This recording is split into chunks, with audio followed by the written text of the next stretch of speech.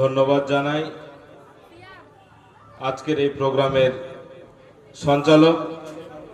আমি প্রথমেই ক্ষমা চেয়ে নিচ্ছি যে ঠিক প্রোগ্রাম শেষ হওয়ার সেই মুহূর্তে একমাত্র অন্তিম লগ্নে এসে উপস্থিত হয়েছি, তাই আমি ক্ষমা চেয়ে নিচ্ছি। মঞ্চে উপবিষ্ট সমস্ত বিশিষ্ট ব্যক্তিবর্গ এবং আমার সামনে উপবিষ্ট বিভিন্ন স্তরের যারা আজকের এই প্রোগ্রামে এসে উপস্থিত হয়েছেন, সকলকেই অন্তরের অন্তঃস্থল থেকে আমি আন্তরিক শ্রদ্ধা, সালাম এবং নমস্কার জানাই। শেক্সপিয়ার একটা কথা বলেছিলেন, হোয়াট ইজ নেম, অর্থাৎ নামে কি এসে যায়। আবার রবীন্দ্রনাথ ঠিক এই কথাটারই বাংলার কবিতার উপখ্যানে বলেছেন যে নামকে যাহারা নাম বলিয়া গণ্য করে আমি তাহাদের দলে নই।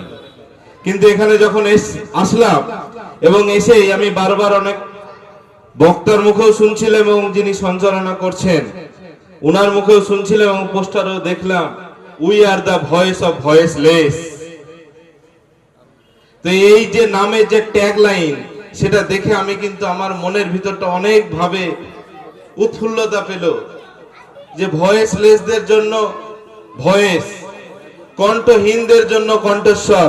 তার জন্য আমি অ্যাডভান্স নিউজ, যেটা অ্যাডভান্স জঙ্গিপুর ছিল, অ্যাডভান্স নিউজ বাংলা যেটা নতুন নামকরণ হয়েছে, তাদেরকে আমি সাধুবাদ জানাচ্ছি এবং তাদের জন্য প্রত্যেকটা দর্শক বন্ধুদেরকে আমি একটা হাততালি দিতে চাইছি। হাততালি দেওয়ার জন্য আমি আহ্বান করছি। বর্তমানে মিডিয়ার ব্যাপারে সাধারণ মানুষের কাছে একটা নেতিবাচক ভূমিকা চলে এসেছে, বিশেষ করে মেইন স্ট্রিম মিডিয়া। অনেক বক্তা তার বক্তব্যের মাধ্যমে তুলে ধরেছেন, আমি সেসব বিষয়ে যাচ্ছি। তাই এই বর্তমান সময়ে যে একটা নির্ভীকতা, যে একটা নিরপেক্ষতা এবং প্রত্যেকটা সময় সদাসত্য যে খবর মানুষের মধ্যে ছড়িয়ে দেওয়ার চেষ্টা করার জন্য এই যে প্রোগ্রাম, এই যে মিডিয়া চ্যানেলটা আমরা দেখেছি অ্যাডভান্স জঙ্গিপুর হিসেবে কাজ করেছে, আমরা তাদের কাজ দেখেছি। তাই আমি বক্তব্য দীর্ঘায়িত না করে তাদের পাশে থেকে সবসময় তারা যাতে এই গণতন্ত্রের চতুর্থ স্তম্ভ, সেই স্তম্ভটা যাতে ঠিকঠাক ভাবে দাঁড়িয়ে রাখতে পারে, তার জন্য সব রকম সহযোগিতা এবং তাদের পাশে থাকার আশ্বাস দিয়ে গেলাম। সকলে ভালো থাকবেন, সুস্থ থাকবেন, এগিয়ে চলুক অ্যাডভান্স নিউজ বাংলা।